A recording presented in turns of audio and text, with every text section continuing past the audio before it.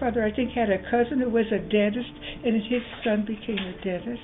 And at any rate, his son, his name was George Levin, and I was told to call him Uncle George, I guess, because I was a different generation, but he was actually my second cousin, I decided, so I called him Uncle. Well, so at any rate, and then my mother was born in Santa Maria, California, and somehow or other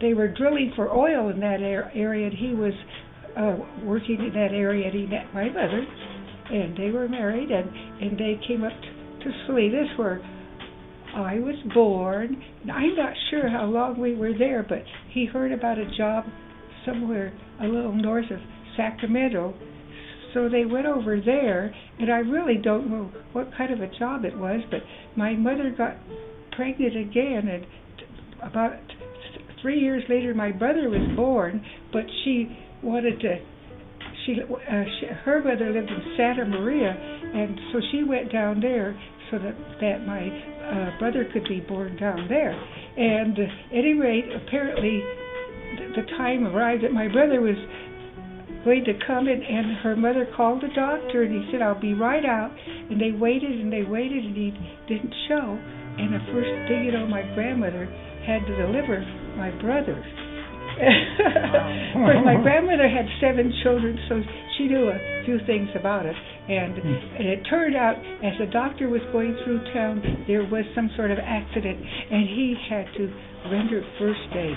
So, what was your grandmother's name? Adelia Weissenreeder Higgins. Her maiden name was Weissenreeder, you know, and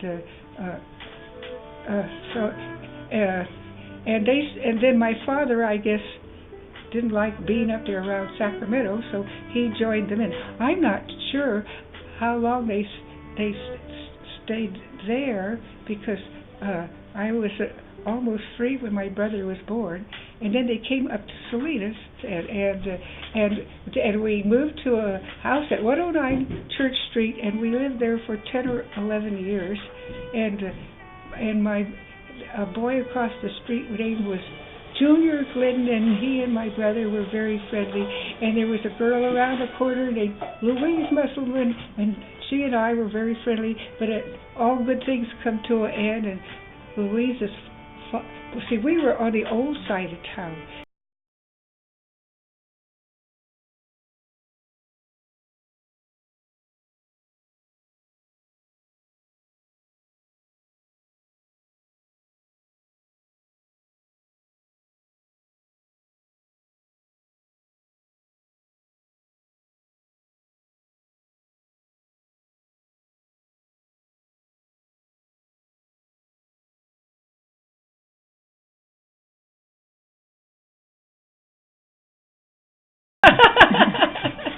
It was a popular place. Yeah. Okay. I've forgotten about prohibition at that time, yes. Well, so anyway, so then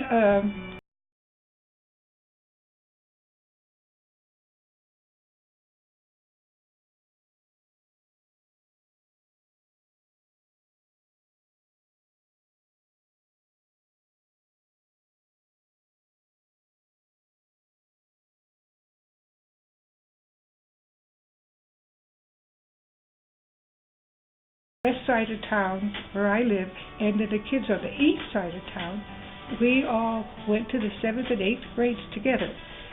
And this old building was 2 stories tall, and it had a basement, because when I was just about to get into the 7th grade, my grandfather Higgins gave me his violin, and the orchestra, we had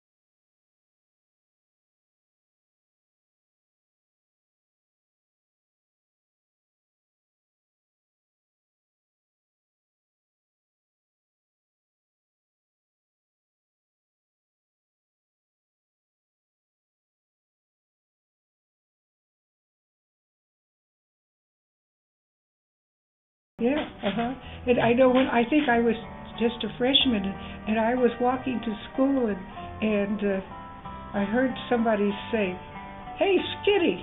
And I looked around, and there was a kid over there, and I looked up. There was nobody. It must be somebody else. Nobody was ahead of me. Nobody was behind me. And I said, "I got Skitty. Who's he talking to?" But I was Skitty. That's a good thing. Yes.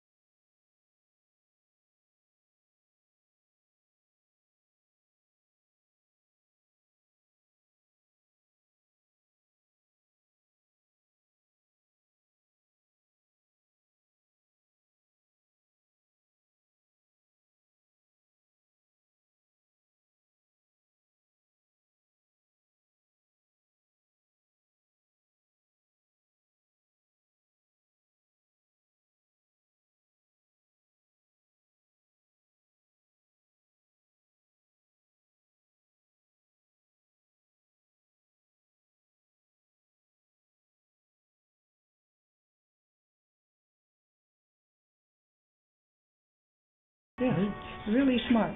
And we got to go out to, and they still had the adobe house that he lived in and taught in, those walls like that. We got to go out to that adobe house. There wasn't much to it, but that was big. That was a big trip in those days.